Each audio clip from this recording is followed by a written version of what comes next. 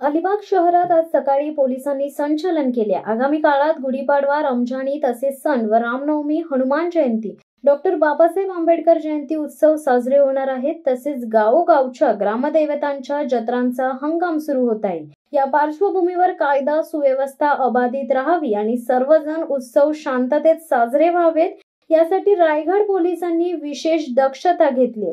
आज सकाळीच क्रीडा भुवन मैदानातून या संचलनाला सुरुवात झाली।